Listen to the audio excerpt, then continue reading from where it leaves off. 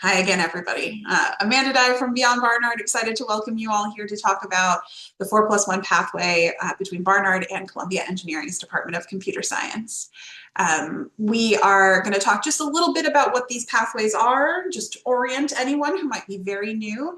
And then we'll hear from a number of folks, both Barnard faculty members and members of the advising and admissions team at Columbia, to talk a little bit about different aspects of preparing for the pathway, preparing for the application, to help you all understand what you might be undertaking. And then we'll talk through a few frequently asked questions and have some time for open Q&A as well. Next slide, please.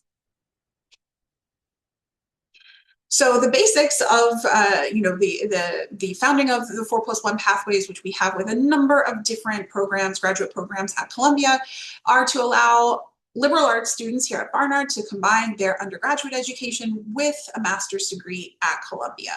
The goal here being to streamline your process of applying to and of completing a master's degree in a field that will ideally combine synergistically with your liberal arts program. And we've been holding sessions all day today about various engineering pathways. We're excited to talk about computer science opportunities in this session. And so to begin that, I'm gonna hand it over to Professor Rebecca Wright, who heads up computer science here at Barnard, to tell you a little bit about what you can expect academically from these programs. Great. Thanks, Amanda, and thank you all for being here. I think maybe one of the first questions is why would you even consider doing a master's degree in computer science? And there's sort of maybe two differing reasons. One is to get, as compared to what you do as an undergrad, to get a broader range of knowledge in computer science. So to explore courses in maybe topics that you didn't fully have a chance to explore as an undergraduate, maybe late in your undergrad time, you realized you'd really like to learn more about computational biology or computer security or AI or systems and networking. Conversely, maybe you have a particular area that you really want to deepen your knowledge of. And while you maybe had some exposure as an undergrad, again, to one of those different aspects or others of computer science, you'd like to really just delve in there and take, not just a few advanced electives, but really try to learn as much as you can about one or more specialties. And from a maybe practical perspective, having a master's degree in computer science can certainly open job opportunities and starting salaries that require a master's degree. Um, and so that's sort of a nice practical reason to do it. Moving to the next slide, please. The 4+1 pathway here at Barnard into Columbia is open the computer science pathway is open to students who, as an undergrad, are CS majors, as well as CS minors are eligible to move on to that pathway, as well as students majoring in math CS, information science, and data science at Barnard. At Barnard, both information science and data science are special majors, but as long as they're done in the way that follows the typical structure of those special majors, those are eligible. The master's degree is 10 advanced CS classes at the 4,000 and 6,000 level beyond the BA requirements. And if you plan well so that any courses that have prerequisites, those prerequisites are either also part of those 10 courses or courses you took while an undergrad, then it's exactly those 10 classes is what you need. And then the MS is accelerated because you take some of those MS classes while you are still an undergrad at Barnard. What we recommend is that you take two of those 10 classes while you're an undergrad, and that leaves you with 8 to take in your fifth year. So for one semester, for the other semester. Other options are possible. The current rules allow anywhere from 0 to 5 courses. So if you do 0, it basically is just an accelerated application process, but you haven't actually accelerated the timeline of doing the master's. The 2 is what we recommend, fits things comfortably in 1 year without having too much of a course overload impact on your time as an undergrad.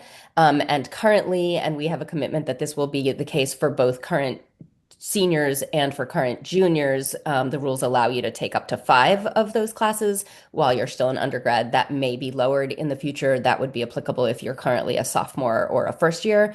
It might not. It's just there's a review that's going to be going on this spring, and I know that's one of the things they're considering. So I just want to make sure to let you know so that if you are one of those early planners, you aren't caught by surprise. In order for those courses to count towards the master's, they have to be above and beyond all of your Barnard requirements. So not your 122 credits to graduate, 121 if you're a transfer student, not counting for your major or any minor, not counting for GERs and things like that. So they have to be fully extra.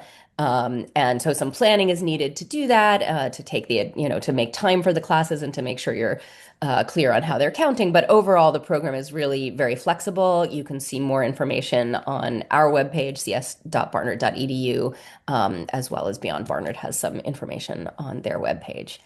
Next slide, please.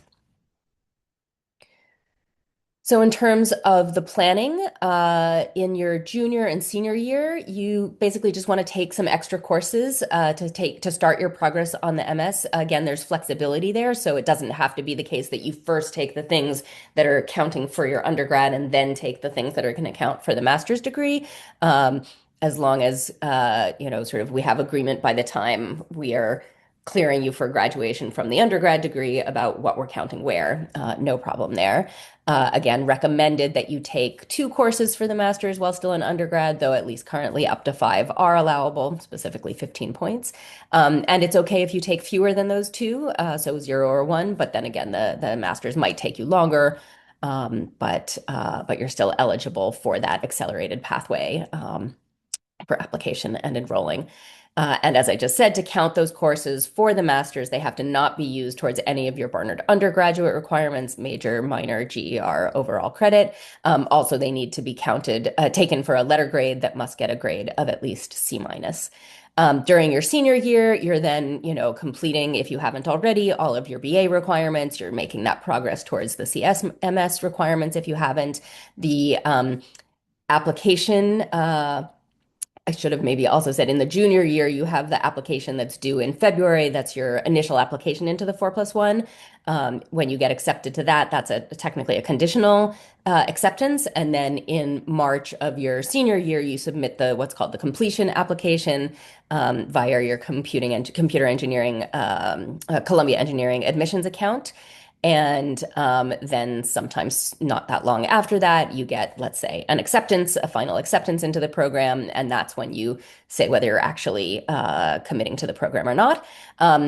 Early in that spring semester is when you would also coordinate with currently me, the Barnard CS 4+1 faculty lead, or whoever it is at that time, to make sure we're all clear on here's how you're finishing your undergrad major, here's what you're using towards the master's. If you are a CS major, you'll have by then, if you haven't declared already, a individualized CS major progress tracking sheet where we communicate between you, the CS chair, your CS major advisor, and our CS admin. And so we just add an extra section there to track that. If you're a CS minor, it's helpful if you just come and talk to that same faculty lead, again, currently me, just so we make sure that classes that you think you're going to use for your master's degree don't get accidentally counted towards your minor or your other major. And that would lead to some unhappy surprises when you think you're counting certain classes toward the master's, but you're told you can't. And, maybe the classes that would have been used were undergrad classes that can't be counted towards the master's. So there is sort of a high stakes communications issue there. And then also worth knowing, if you do go on and do that MS, you don't register for classes in your senior year for the master's that will take place in the fall. So you're not on the same schedule that you're used to being on for all these years that you've been a Barnard student. You'll instead register for those courses and housing like the other incoming master's students do late in August. So next slide, please. Structurally, as I said, the master's program is 30 credits, typically 10 3-credit courses in total. It has some breadth requirements that require everyone, all master's students, to get some knowledge in CS systems, CS theory, AI and applications, and then a 4th one from any of those. And then it has this pathway coursework, which is where the depth piece happens. So there's foundations in whatever the pathway chosen is. That's 2 or 3 courses, pathway electives, another 2 to 4 courses, some of which have to be at that 6,000 level, more advanced graduate classes, and then some general electives that are also computer science classes that once those other things, in addition to satisfying those others.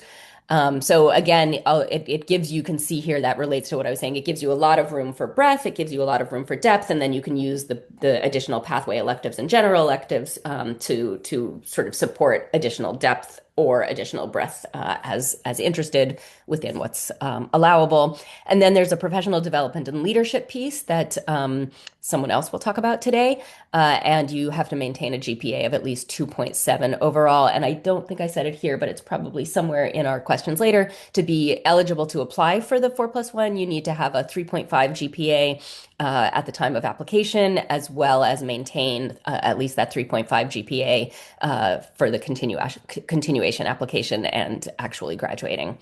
I think that is, no, one more slide for me. So what are the MS pathways? These are again, areas that you go into more depth. Even if you're thinking about also wanting more breadth, you do have to pick one of these areas to focus in as that pathway. The current pathways are computational biology, computer security, machine learning, which includes, of course, AI, natural language processing, also very AI related, foundation, CS theory, network systems, software systems, and vision graphics, interactions, and robotics. So, those are the available tracks. There's also, with faculty approval, the ability to do a personalized track. That's not very common, but it is at least possible. Also possible is a thesis track. For the accelerated timeline, I would recommend if you are thinking about a thesis track, you should be probably already doing research as an undergrad and looking to connect with your potential thesis advisor before you even start the master's so that you can hit the ground running, since it will take 2 semesters working on that thesis to finish it typically. So Columbia Computer Science, their website is the source for detailed descriptions of those tracks and additional requirements. But I think one of the nice things about doing this program and the reason it works so well as an accelerated program is you're dealing with very much the same curriculum.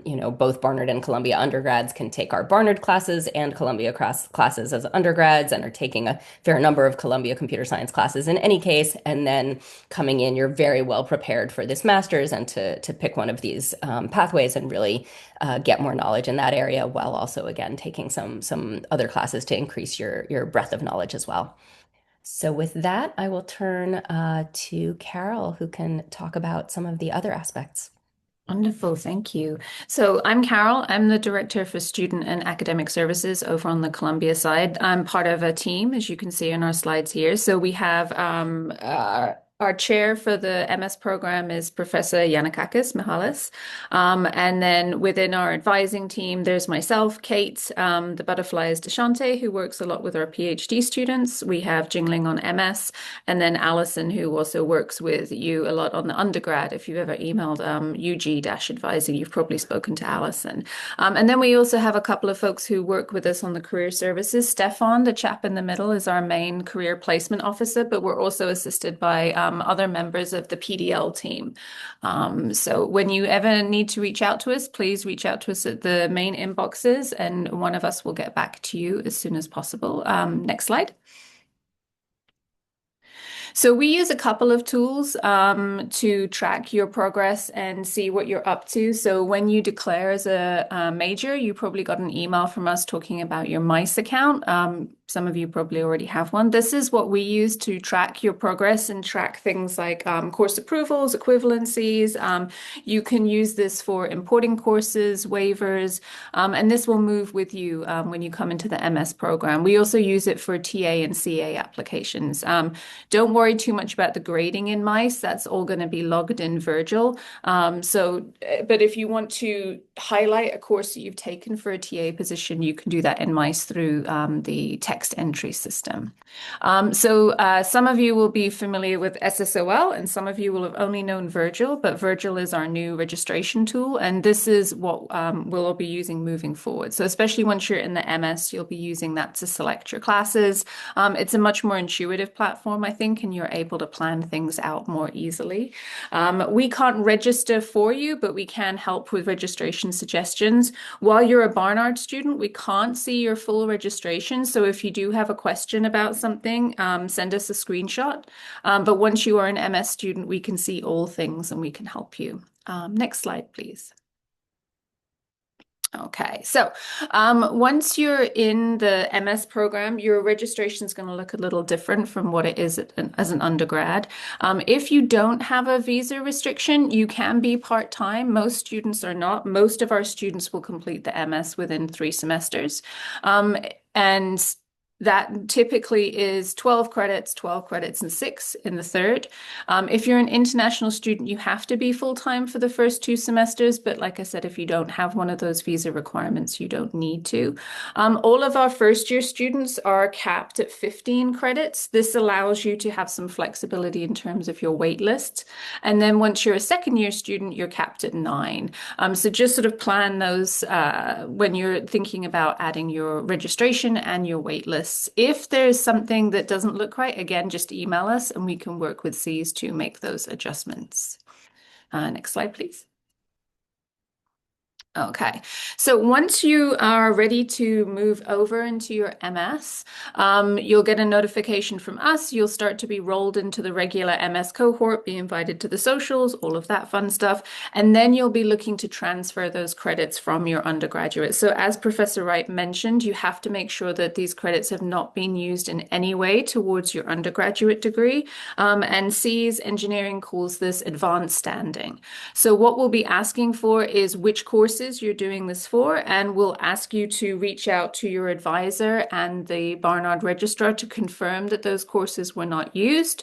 And then we will send that to C's, which will then be added to your record.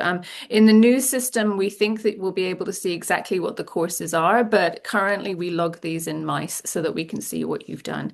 The other nice thing about this is even if you can't bring in the credits, we can waive things sometimes. So say you've taken a couple of the breadth courses and you want to take something different to get a little bit more depth, as Professor Wright was speaking about, you can take those courses to replace the credits because you've already completed the breadth requirements as an undergrad. So anytime you're not sure about that, let us know and we can talk you through all the options.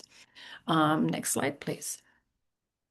Okay, so my team organizes a lot of different things. We mainly look after all the administrative needs. We're going to help you review your progress through the MS.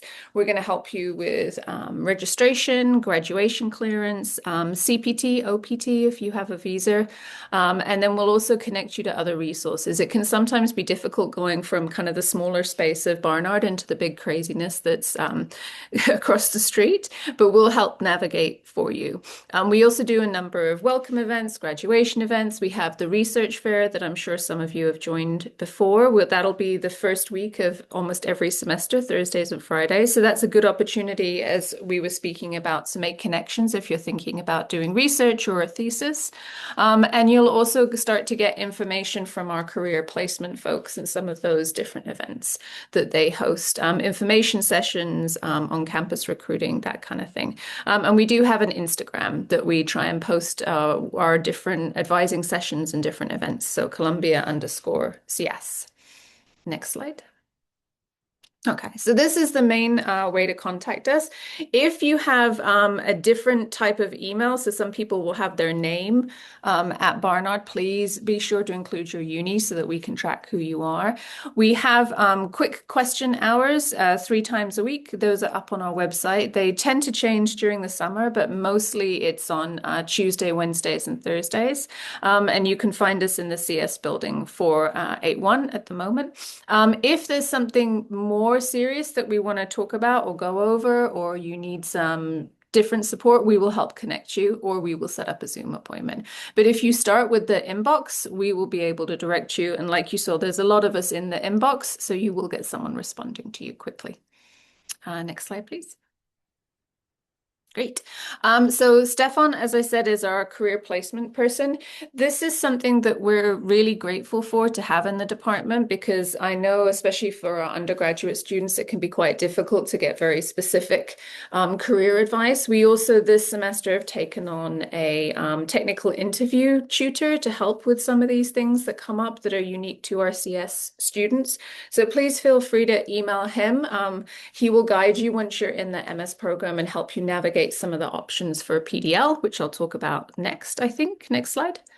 Yeah, so this is PDL. So this is part of your CSMS. It's run by the engineering school, and you'll have a mixture of things that are compulsory and a mixture of things that are elective, much like your MS pathway. So there's a lot of professional development sessions that you can focus into the area that you want to go to. You'll be able to access, at the moment it's VMark. I think we might be migrating to a different tool for your careers, but this is a tool where you can see different internships that are coming up. You can get your resumes reviewed. You can ask different questions and get some really specific job coaching skills. And yeah, as I said, we do a lot of different events as well. So things such as a talk with hundreds of students coming in, or fireside chats with alumni. So this is also something that will open up to you more once you're in the MS program. Next slide, please. Okay, so this is the professional development leadership course that you will be registered for by engineering. So don't be surprised when it pops up on your registration. And this is done over 2 semesters. So you're not having to cram everything into one. And yeah, they'll be able to talk you through all the different bits and pieces that you'll need. Next slide. Great. Okay. So there are also an additional set of wellness resources. I think Barnard has their own in-house wellness resources, but you also have access to these over in engineering. So, like I said, anytime you're not sure what you need to do or who you need to contact, you can always reach out to my team and we'll connect you. But we have a really great wellness team here. Next slide, please. Great. So this is how you can reach out and find us. While you're in undergrad, please feel free to use the UG-advising, but we can move you between boxes as we need to. It's always really important. Tell us who you are, tell us your uni, and we can help answer any questions you have. I think that's all that I have on my side. I will hand back over to, I think Natasha's next. Yes, I am. Hello, everyone. My name is Natasha Stanislaus. I'm with the graduate admissions team at Columbia Engineering. So I'm always happy to talk to talented Barnard students about their future. Now, jumping right into it, with the 4+1 program, it is important to be part of an eligible major or minor. This is designed really to make sure that you have the proper coursework. And so generally speaking, you have to have one of the majors or minors, of course, listed on this particular slide, and the GPA should be at least a 3.5. I know generally speaking for departments, I would say that if you were to ask, should I apply if I have a 3.4? The answer would be yes. But if you are saying, I wonder if I should apply and I have a 3.1, truly you are able to apply. You're not restricted from submitting an application, but in terms of who is the best fit for the program academically, we'd like to see the GPA be around a 3.5, and certainly having the prerequisite coursework is what's going to be a big part of the determination. And then on the next slide, we'll talk about the application timeline. It's been said already, but it really is important to remember that this is a 2-part process. In your junior year, you're able to submit the 4+1 pathway application with graduate admissions. That application becomes available September 1st, a little bit earlier sometimes, but usually September 1st of every year. The deadline is in February, and then we hope by May to release the good news. In terms of the program application and you're submitting materials, we're really looking to get a sense of, at your time at Barnard, have you prepared academically for this program? But you're really applying to put one foot in the door of grad school, because then in senior year of your Barnard experience, you're still a Barnard student. You're still a Barnard student taking courses. You're likely living in Barnard housing or hopefully nearby. You're getting ready to invite your family to graduation while also chipping away at those graduate school requirements of your courses. So The credits taken, you can't have them double count, but you are able to take, I think it's up to 12 credits. That's usually what happens. Usually students takes up to 12 credits of their master's simultaneously while in their senior year completing requirements for their Bachelor of Arts degree. And so you are able to work alongside advising, again, just to really make sure that you are taking the required courses and that you're also maintaining the GPA. Then you're completing the completion app. That's the final step of formally enrolling. So, sometimes students apply in their junior year because they've got the grades. They have an interest in going to grad school. They're not 100% sure when, but they want to at least have, keep that door open. And then they're able to, of course, in their senior year, submit the completion app to complete the enrollment process. So in your junior year, you're not an Columbia engineering student just yet. You're still a Barnard student, but you're using that senior year of yours to bridge the gap. And then I'll talk about the application itself on this next slide. We have done our best to keep it as straightforward and simple. This is intentional. When this program was created, we knew there was already interest and enrollment from Barnard students, and we wanted to support that by making it as clear and hopefully easy. If I dare say, I know sometimes applying to grad school can be stressful. What we've done with the application, of course, with the transcripts, you are submitting unofficial copies of your transcript. I know it's confusing. You could always reach out to me for help. I stare at transcripts all day. I know the difference between official and unofficial. I don't expect anyone else to. It's okay. You don't need to pay for the Barnard registrar to send me any transcripts, if that's a helpful way of thinking of it. In the admissions process, we just want to see a copy. Why? Because faculty, the department, they want to see that you've taken the right courses, that you have the GPA you said you had, and that you are academically prepared. Then, of course, you'll be able to submit your personal statement, your resume, or a CV. We want to learn more about your courses, your research. Why Columbia Engineering? Why cross the street? What about your goals are connecting you to pursuing grad school? And then we'll also ask, interestingly enough, for the contact information for 3 reference providers. They can be Columbia or Barnard faculty. Now, it is in your interest that they be computer science, right? Obviously, you want those dots to connect, but we're not actually asking for the letters themselves to be fully written. We just want their information, and we may contact them for the reference letter. This should help with your application being streamlined. You don't have to wait for the letter to be in hand to be marked complete, and that you're able to just really just jump into being considered for grad school, so to speak. The standardized testing is always waived. The GRE is completely waived. And then, of course, the application fee is waived. So it's a few things less, not just one, it's a few things less to worry about. And of course, this being the 4+1 application, you're doing this in your junior year. So before you even figure out how to get your cap and gown for senior year, you're already working towards grad school. You're working towards that master's of science, so that hopefully in your senior year, you're not really focused so much on applying to a bunch of different grad schools, if you want to think about it that way. So with that, I know I like to talk fast since I'm a New Yorker, but with that, we'll talk about a little bit of the frequently asked questions we get for this program, at least on the admissions side of things. As you can tell, when it comes to the academics, the departments, they're the experts, right? Whether it's computer science on our side or the Barnard side, I mean, they know it all, right? But the application, we know sometimes, even with us simplifying it, there's some additional questions that pop up. And the big one is usually, whether or not you're guaranteed admission, right? You're right across the street. This admissions process, is it a formality or not? And the truth is, you are not guaranteed admission, and that's why we have the GPA requirement. That's why we have the admissions process we have. Essentially, the 4+1 is applying for conditional admission. So then with the completion app, you're applying to officially matriculate in Columbia Engineering's Graduate Master's of Science program. The next question that comes up, or I should say really quickly with that first question, of course, you're keeping your GPA up and you're following your advisor's requirements for courses that you need to take for completing your Barnard degree on time, and then, of course, getting ready for your master's. But the next question we often get is about funding. And as you can imagine, everyone is always thinking about funding and how to finance their education. It is very important to consider the ways that graduate degrees are funded differently than undergrad. Bachelors are different than masters, are different than PhD. And essentially with undergrad, you may have submitted the FAFSA or the CSS profile, maybe even both. If you were a U.S. citizen or permanent resident, you may have even had government funding available for you to pursue your degree that doesn't quite work like that at all for a master's program. Master's programs are primarily self-funded, and I know no one wants to think of loans as a way of financing your degree, but technically that counts as financial aid. And so it is important to look at different programs and opportunities to help finance your graduate school, regardless of where you go. We have some funding opportunities. Beyond Barnard might even share some opportunities that are available to you for any grad school you pursue.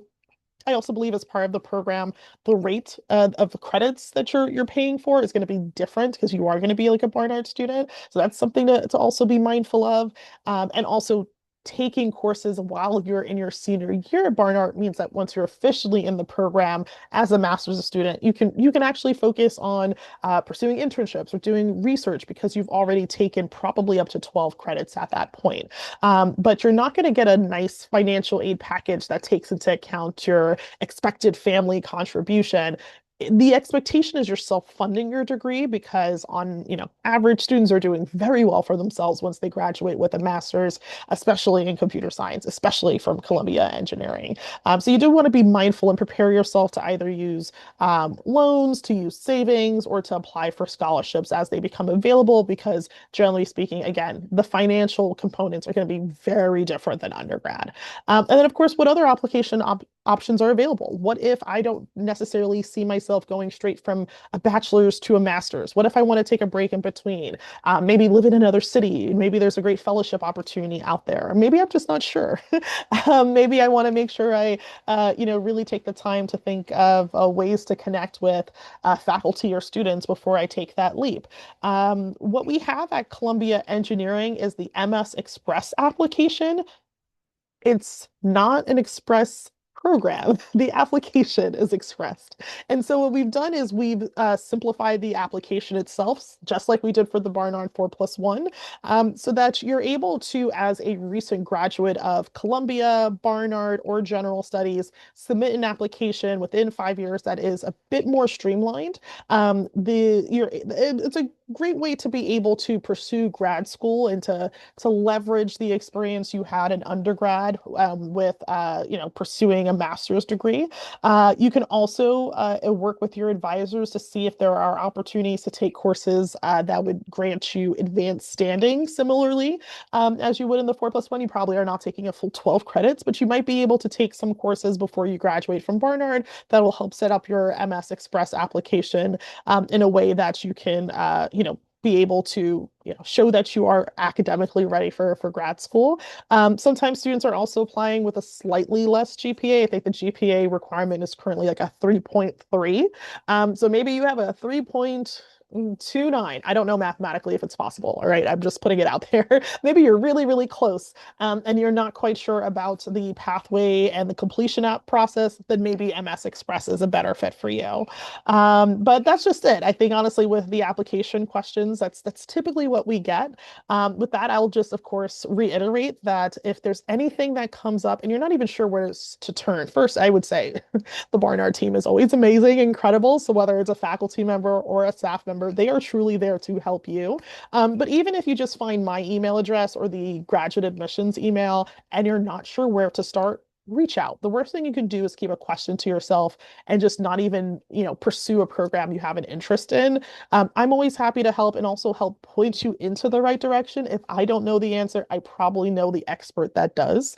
But with that, that's it from graduate admissions. Thanks again for having us. And, hopefully we'll be able to answer any additional questions that pop up. Awesome. And as we head into the question section, next slide, please, to speak to those issues of who to ask your various questions. So we at Beyond Barnard are here to talk to you about conceptual things and very, very logistical things. So talking about how pursuing one of these pathways might fit in with your longer term interests and career goals is something you can do with any of us.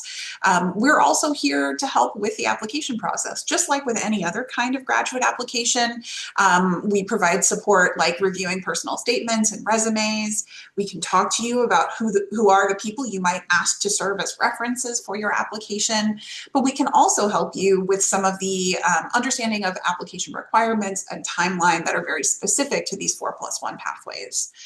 When it comes to questions about the academic implications of a pathway, faculty advisors here at Barnard are going to be a really great resource for you. These could be, faculty leads for 4+1 pathways, but they could also be your major advisor.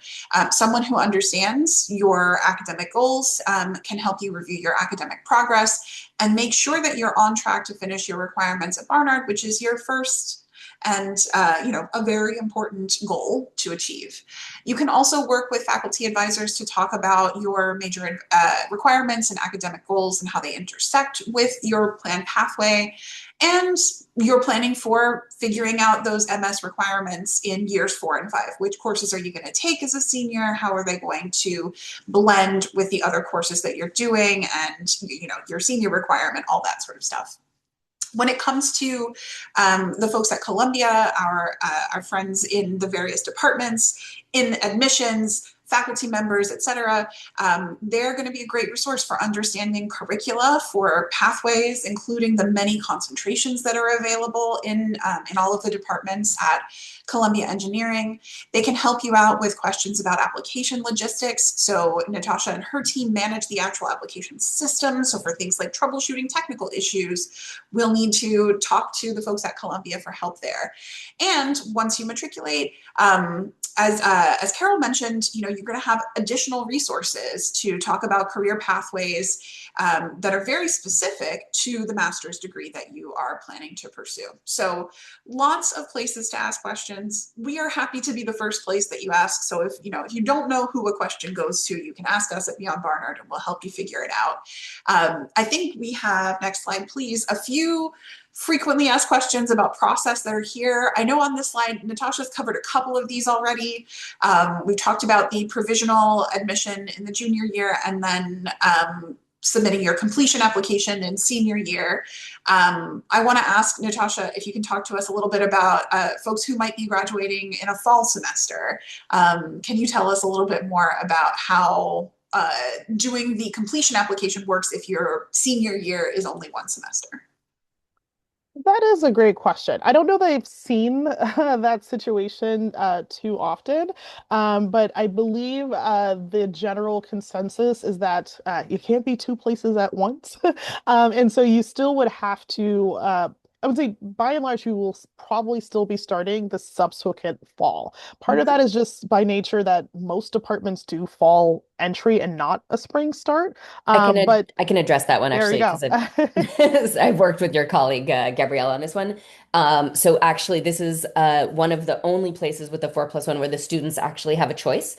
So the student can graduate early after the end of our fall and then start the master's the next fall. They can also graduate early from Barnard and start the master's right away in January. If they want to do that, they just need to email your office through admissions at whatever it is and request that their completion application be opened in their portal, something. Yes. So essentially, we don't typically, again, because it's truly department specific. And so yes, you will have to reach out to, I don't know what side it's on in my screen, my email address or csgradmit@columbia.edu, and we can manually, as long as everybody approves, like we'll be able to assist with that process. Yeah. Thank you. And we can help with that too. Just let us know and we can direct you to the right place. Awesome. Natasha, I believe you spoke to the question of deferring admission, which is not what we're hoping to do with 4+1 pathways, but the MS Express application is a great option for a person who knows that they don't want to matriculate into the MS program directly after their graduation. Right. So we don't quite do, I want to be careful. It's not deferrals because, when you think of a deferral, that's you're offered admission and your spot is waiting for you in the future. You just moved it to a different start. And that's not quite available. I know sometimes students are thinking of like, well, how long do I have from when I get the acceptance letter to when I actually have to sign on the dotted line, so to speak? And generally you have have about 2 weeks from your offer letter to actually officially say, yes, I'm enrolling or not. And so that's why it's important to attend events like this, to ask your advisors questions, to reach out to faculty, and to learn as much as possible, even before you get the offer in hand. So that way you can kind of move forward. And I believe there's also, in terms of commitment, you of course with the 4+1 are committing to the conditional offer, and then the completion app will need to be done to actually be matriculated formally into the Masters of Science program. So again, sometimes life happens, sometimes things change, and you're thinking of like your future self and you're not quite sure of the timing. Like that would be like another kind of point of reflection that you can consider. And it looks like there's also here like the note in terms of like when the deposit is due. We're also, typically the deposit comes along with the offer letter itself after you accept your offer. I think in general, departments want you to talk to them if there's any concerns. And so you should certainly know of the deposit before you even get your offer letter, right? Not just because it's not just specific to Columbia, that's any grad school you're applying to be prepared as possible. But if anything were to come up, that would be a question that you can ask admissions as well as, of course, the CS department just to kind of learn more about your options. Thank you. And last question on this page is about starting in the summer semester. So we've heard already, most people start in the fall semester. You may be able to start in the spring, but you cannot start the MS during the summer. Easy peasy. Awesome. Next slide, please, Claire. Carol, I think I'm going to ask you about this first question, doing the MS remotely. So our CSMS is in person. There is an option to do it via CVN. We have not, as of yet, Rebecca, correct me if I'm wrong, had anyone that's gone into CVN from 4+1, but it isn't impossible. But most of the time, students are going straight into our in-person CSMS. I think they've been told when anyone asked about that it's a separate application process. So perhaps they'd be likely to get in, but it wasn't covered by the 4+1 application process. That was my understanding. Yeah, we've had one student who came to us from one of our other programs, Bridge, and we were able to negotiate it. So again, as Natasha was saying as well, if circumstances change and things are not going the way you expected them to, but you still would like to join us, reach out and let us know, and we can see what we can do and what we can make happen. And I think this next question is also, maybe the next two are sort of Carol related. You mentioned earlier, we talked about this. If you are a Barnard student but have questions for an MS advisor, you can reach out to ms-advising@cs.columbia.edu. Make sure you include your uni. Fantastic. Anything to add there? I think just let us know, because as I mentioned, when you're an undergrad, we can't see what you're taking. So we need to know what you're taking, what you're thinking of taking, and then it'll kind of be about asking the right questions between us and your Barnard advisor, because we want to make certain that those courses have not been used in any way to your undergrad. And then logistically, it's a little bit of a bureaucratic process, but it's fairly simple to do. So once you join us, we'll talk to you about how to transfer those courses over, because you heard Natasha mention the MS Express. We have a number of students joining us from MS Express. So there'll be a few of you putting in for your advanced standing. And so, yes, we want to see which of the courses, confirmation from the Barnard registrar and your Barnard advisor that they were not used in any way. And then we'll direct you to submit those to Cs, and then we'll upload them onto your transcript. Fantastic. Thank you. I think that is all of the slides that we have. So we'd like to open it up to attendees for questions. You're welcome to pop questions into the chat or to raise a hand, and we will do our best to answer.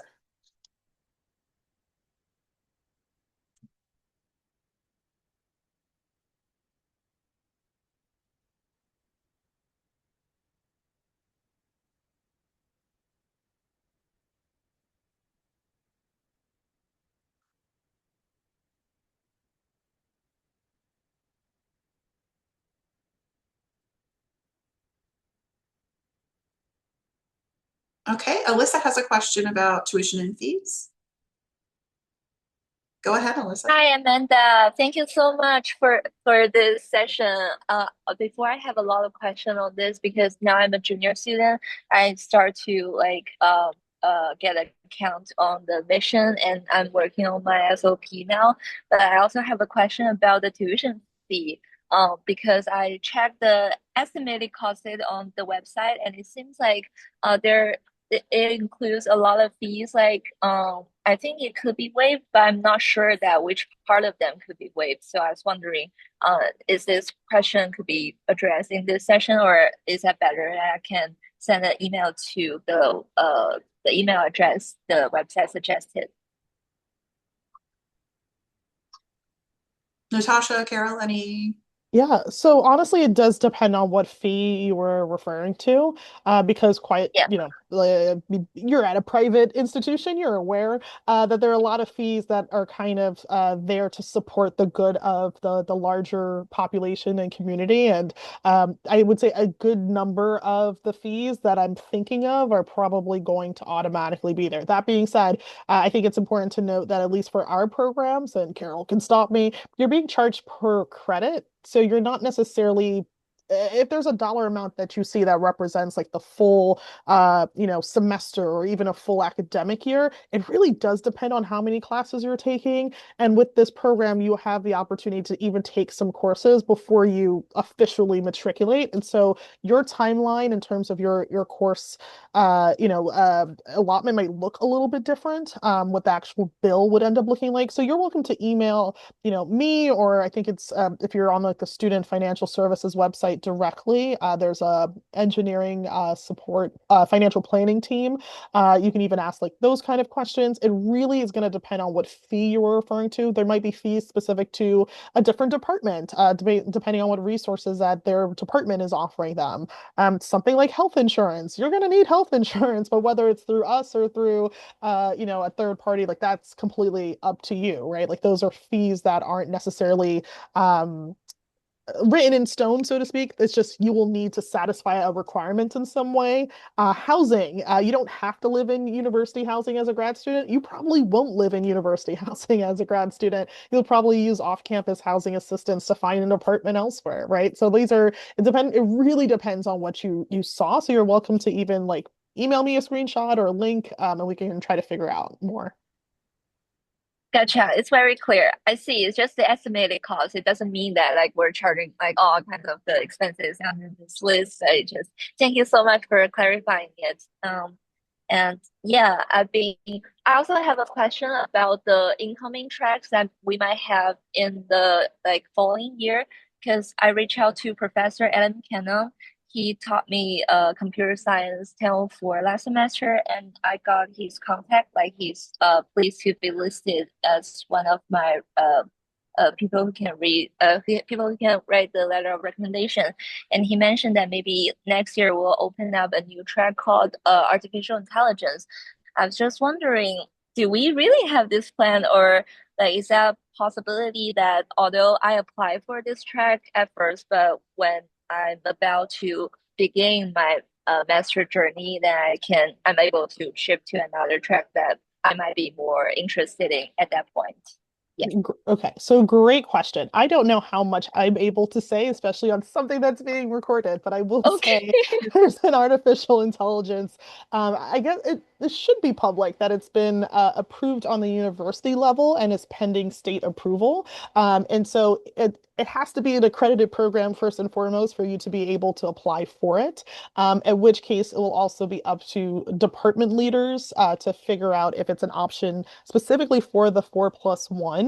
And so, yeah, I think it's exciting. I think the important thing though is if you have an interest in artificial intelligence, there are very skilled advisors and faculty members that can point you to all the classes that already exist. But that particular program curriculum wise, I don't know if it will be available as a pathway program to start. It might take some time to kind of work out how those majors actually work together. And also, quite honestly, in terms of how that program is structured, I'm not 100% sure if it's the best fit for the pathway. But there are artificial intelligence courses galore, and I think a few dozen faculty have been added to computer science in the last few years in that area. So if you're interested in computer science and artificial intelligence, like being in the computer science program is still an absolutely great fit.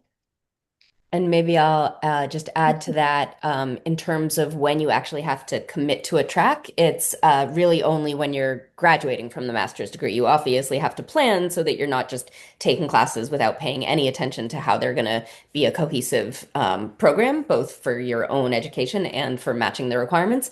But you don't, when you apply, you don't have to say what track you're interested in, though if that's part of your story and what fits in your statement, of course, you can mention that. But you can be in your mind sort of having multiple contingency plans or, thinking like, if I really like this, maybe I'll go that way. And you don't have to decide until you're looking at setting yourself up for actually showing that you've met the requirements for graduation of a particular master's pathway track.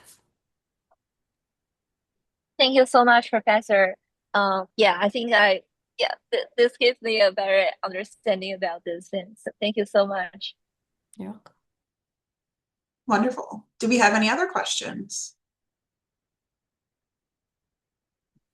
Hi, I was wondering if I could ask a question just regarding like how, um, in the context of as an underclassman, who would be the best to contact if we want to seek like advising just um for interest in the 4+1 pathway for computer science, since as an underclassman, you're not quite at the stage yet where like it's application time, but you're interested and you want to like get advising and help with planning out your the courses you need to like take.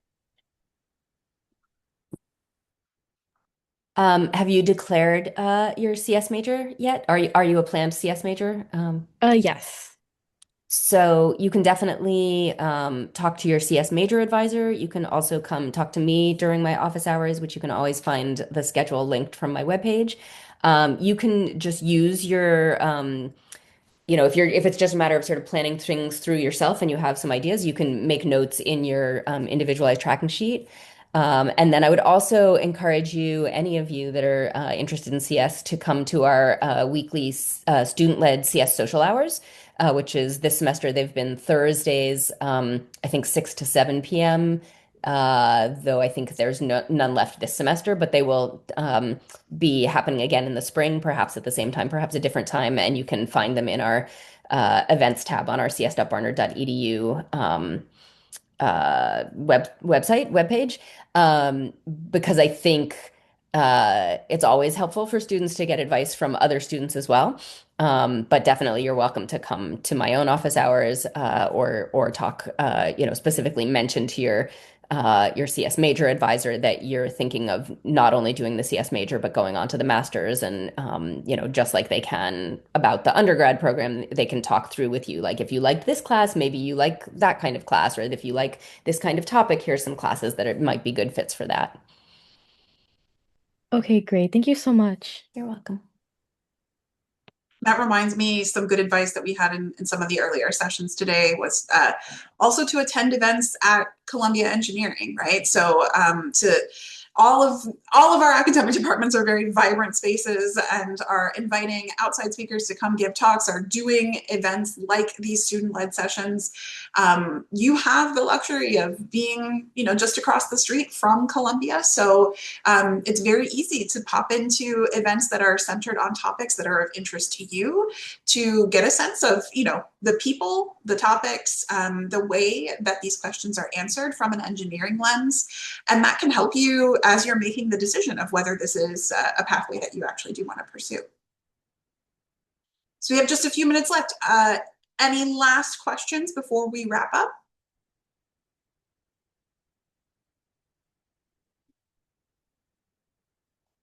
Going once, going twice. All right. Well, big thanks to Professor Wright, to Natasha and Carol from Columbia, and thank you all for being here this afternoon. Good luck as you are putting together your application if you're a junior, and of course let us at Beyond Barnard know if you need assistance as you're working on those materials. And in the meantime, good luck on finals to everyone. Have a great evening.